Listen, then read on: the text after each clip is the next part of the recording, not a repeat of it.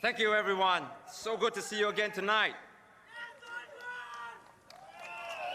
You all were such a great crowd last night. I was so pumped up. Even when I went home, I was still so excited about what happened at Choa Chu Kang Stadium last night. When I laid down to sleep, I couldn't fall asleep. So I laid in bed, wide awake, and I thought, maybe I'll count sheep. It'll help me go to sleep. But that didn't help because they were all in white too.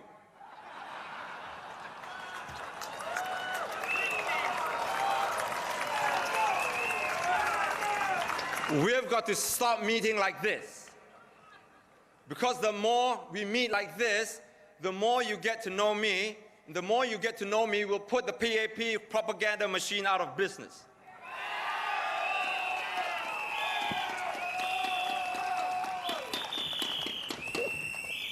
Now, yesterday, I talked about how our retirees do not save enough to live on. And I'm not talking about living in luxury.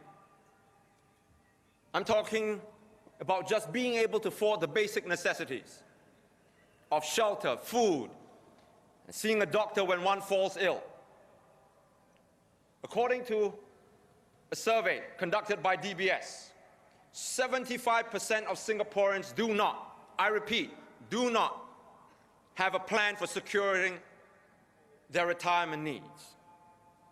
How can they, when they are already not earning enough to secure their everyday needs?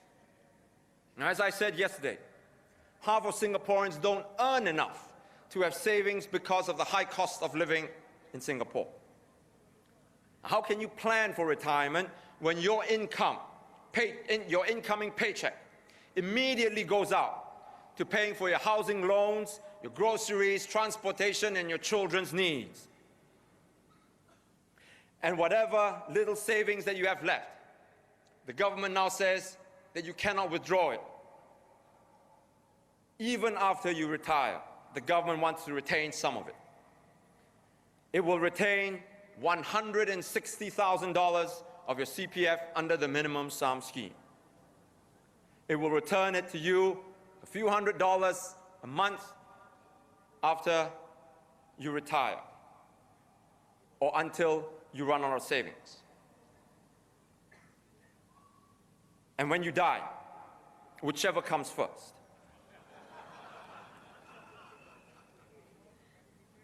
When the CPF scheme started in the 1950s, the government promised that it would return our CPF savings, which is our hard-earned money, will return to us when we reach 55.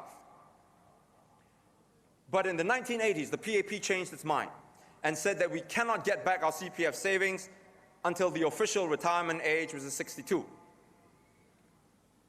But here's the problem. And if you forget everything else about what I said tonight, I urge you, for your own sake, to remember this. There is no guarantee that the PAP will not continue to raise the withdrawal age. Don't take it from me. Listen to what the late Dr. Toh Chin Chye, who was the Deputy Prime Minister and founding chairman of the PAP, listen to what he said when even he opposed his party in wanting to raise the CPF withdrawal age. Now, he said, quote, "Mr. Speaker, I think fundamental principles are being breached. The fundamental principle is this: the CPF is really a fixed deposit or a loan to government, which can be redeemed at a fixed date when the contributor is 55 years old. If I were to put this sum of money in a commercial bank, and on the due date, I go to the bank and to withdraw the money, the manager says, 'I'm sorry, Dr. Toh, you will have to come back next year.' There will be a run on the bank. It is as simple as that. That the CPF has lost its credibility, the management of it. This is fundamental. You were taken by surprise by MediSave. Then they say 6% of your special account will be kept for MediSave, and you cannot withdraw that, even if you were to die, unquote. That was what Dr. Toh Chin Chye said. Today, not only has this withdrawal age been deferred until one is 62, but we also cannot get back all our savings when we finally retire. The government gives the reason that it is because we will squander our savings if they give it back to us. How true is this? How many retirees actually squander their savings when they get it all back? We ask the government to produce data to show us how many people actually misspend their retirement savings. If only a small number actually do, then how can the government punish the vast majority for the deeds of a small minority? But the government will not release any of this data. We know that our CPF reserves are used by the GIC to invest in projects overseas. But the government refuses to tell us how much profit or losses our funds are making. We're not even sure that there are enough in the reserves to return to us. Is this the real reason for retaining our CPF? We tried warning Singaporeans that the government about this many years ago. Back then, the minimum sum scheme was only $40,000. But back then, there was no social media, and the PAP had total control over what information they wanted Singaporeans to know. And because there was no opposition in Parliament to check on the government, it kept on increasing the minimum sum, quadrupling the amount to $160,000 today. I tell you this, not to show you how smart the SDP is. I tell you this to show you that without an effective opposition in Parliament, you cannot check the government when it acts against your interest.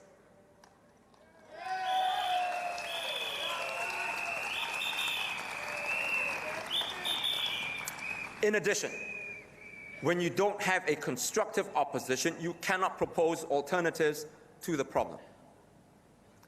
So what is the alternative if we say that the minimum sum scheme is not good for Singaporeans? Well, we propose the following. 1, return CPF savings back to retirees in full. Retirees depend on their CPF savings for survival. Withholding their savings is not only unfair, but also immoral.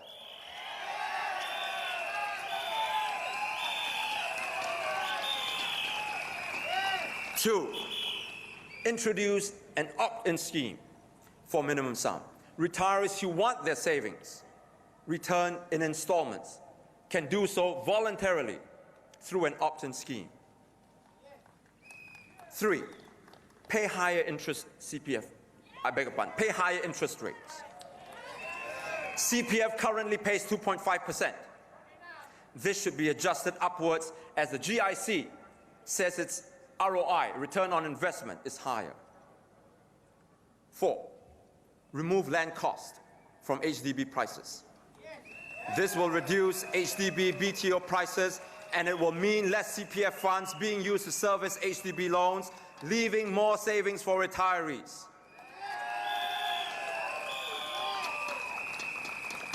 We've discussed all this in detail in our policy, our housing policy. 5, lower health care costs. Abolish the MediSave scheme and return the funds to the individual's CPF account. And then we increase the government's portion of the country's health care expenditure from 30% to 70% to take care of the people's health.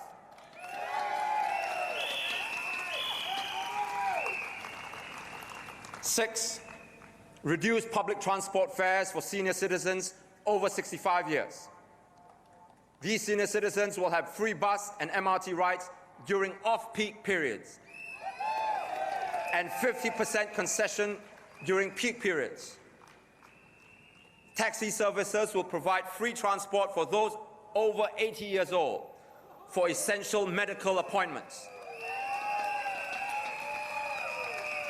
We've spelled out all this in our website, yoursdp.org. Please go in and read and familiarize yourself with our policy. As I mentioned, the PAP says that if all our savings are returned to us, we will blow it away and then turn to the government for help. This is a red herring. As it is, the government is doing little to support our elderly, poor, leaving them to collect cardboard to sell. I live in Toa Payoh, and I see many of them doing this. Late at night, when it's cooler, you can see these apes and apms piling up cardboard on carts and pushing them through the street. I was coming home the night before, and it's quite late. After I did the recording, I beg your pardon, I did that CNA forum with Mr. Lawrence Wong. It was about 9 at night, and it was dark. I almost hit an elderly lady in her 70s as she was pushing a cart. It was against traffic flow. She did it because she couldn't push the cart over the road divider. And the cardboard was piled so high, it was above her head, she couldn't see oncoming traffic. A few months ago, it was reported in the press that an old lady was killed when she was pinned under a bus as she was collecting cardboard. Do you know how much cardboard one has to sell to make enough to just buy 3 meals a day? The going rate is about 10 cents a kilo, right?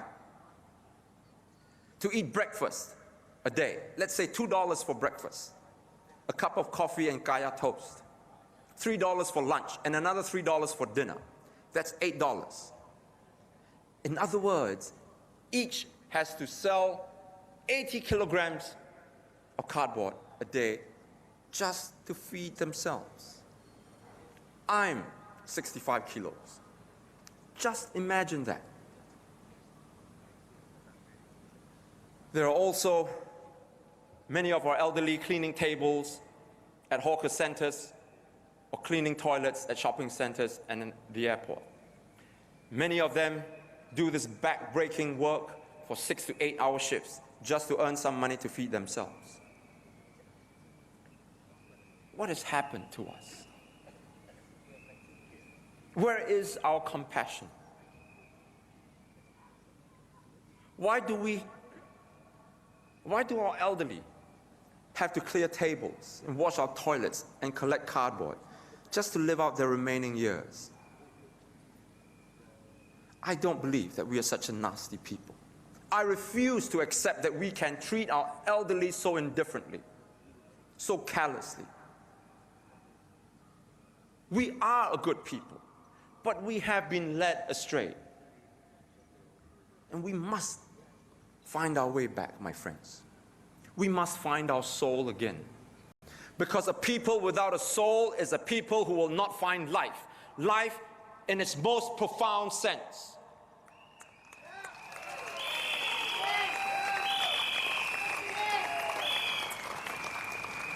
I don't want to give you alternative policies on how we can become richer and richer. Not if it means we have to lose our soul, our very essence of being human. And being human is to show compassion, is to care for our fellow beings. For those less fortunate than us. I try to live my life with the courage to stand up to those who wield power. I try to impart these values to my children too. That if they see their friends getting bullied, for example, they must intervene, even if the bullies are bigger than them and turn on them and they get pummeled. I tell them that it's better to get a bloody nose than become cowardly and indifferent in the face of cruelty and injustice.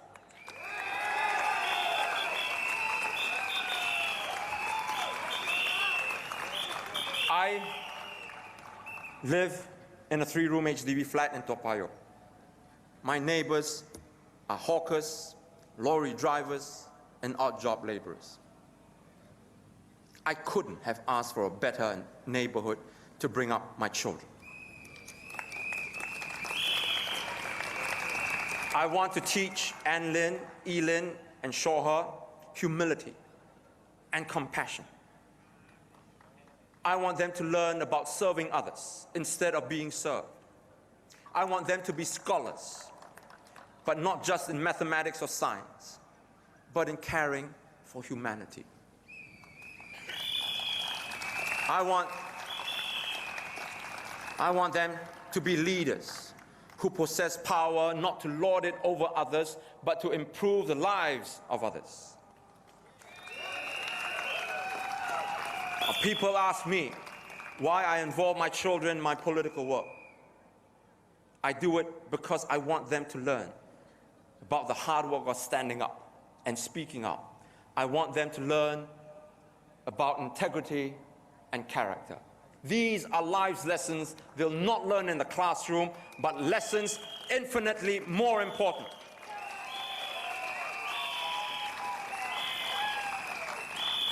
This is the same message my colleagues and I and the SDP want to spread. We measure our success not by the type of car we drive or the size of the house that we live in, but by the number of minds that we unfetter, the number of young lives that we give hope to, and the number of the poor whom we empower. To accumulate this kind of wealth, the kind that matters most, my colleagues and I press on. For that Amma in the 70s whose bent and gnarled figure struggles in the sun and the rain to collect cardboard to sell so that she can feed herself, we press on.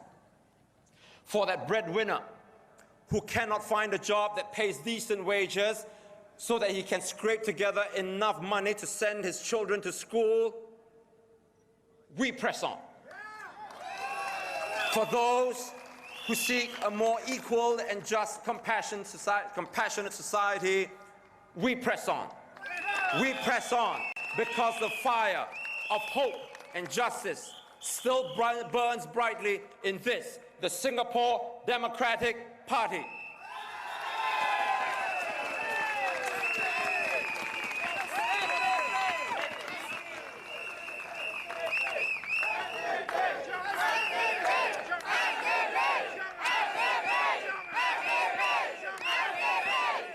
My friends, we've forgotten how to dream. We've forgotten how to hope. We've forgotten how to care for our old and our weak. We've forgotten how to dream for a better tomorrow, and that we have the ability to make that dream come true. Instead, we've retreated into the shell and just live in fearful silence, hoping that nothing bad will happen to us. I'm asking you, my friends, my dear fellow Singaporeans, not to live in this cynicism and fear any longer. Instead, let us seize the moment and ride confidently into the future. If we do that, I don't just believe, I know that we will build a better nation, a nation that we can truly love and be proud of.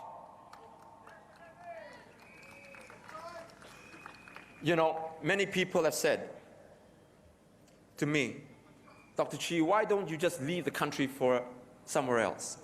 With your qualifications, you can find a job elsewhere and live comfortably with your family. I have never considered that, not even for a moment.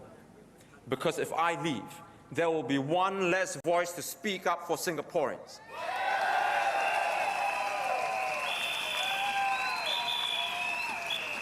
If I leave, there will be one less citizen to fight for democracy. If I leave, the PAP wins. And if the PAP wins, the people lose.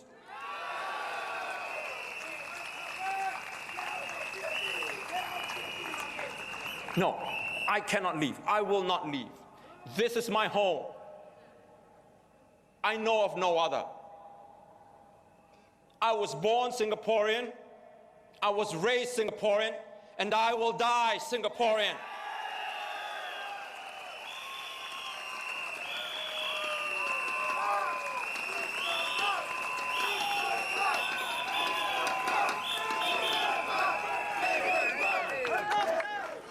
I may not have done everything right, but everything I've done in the last 24 years, 5 years, I've done it for my country and for my fellow citizens.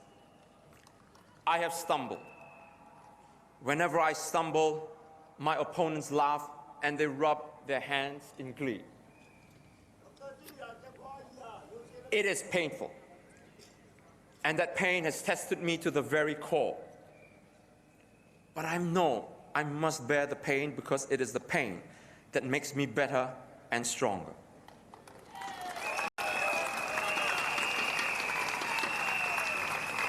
Earlier this year, Mr. Chan Chun Sing called me a political failure. But I tell him that even though we may not succeed in achieving the goals that we set out to achieve, it doesn't mean that we have failed. For failure comes only when we stop trying. And if you don't know by now, if you don't know me by now, I will tell you again, I will not stop trying.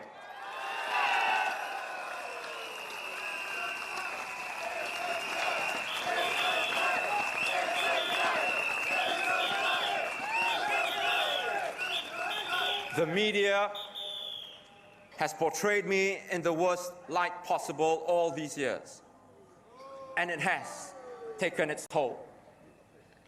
Many Singaporeans still have bought this line. They still have this impression of me that the PAP has created.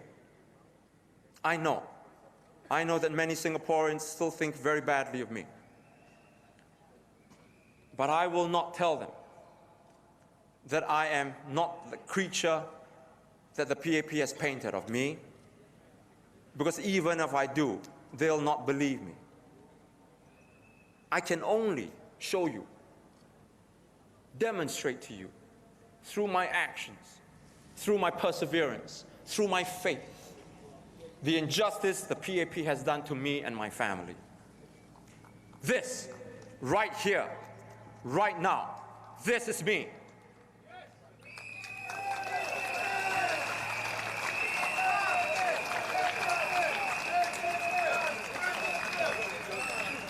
Even in my darkest moments, I have never stopped believing in my country, my fellow citizens. When I was made bankrupt, when I had to go to prison, when the PAP called me all sorts of names, when it seemed that all hope was gone, I never lost faith that one day you, my fellow Singaporeans, you will know the truth about me and that you will believe in me like I believed in you.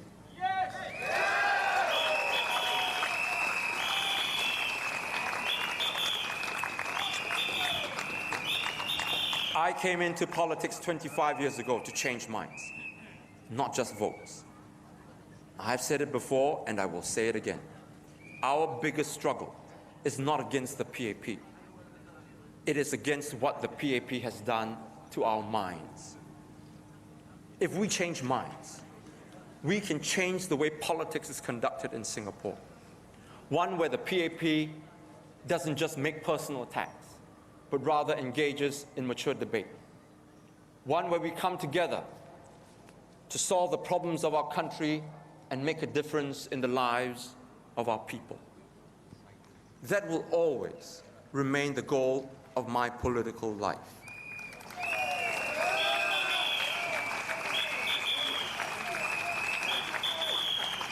It is a goal that I hope you will share and support. And more importantly, one that you'll vote for next Friday. Thank you. Good night.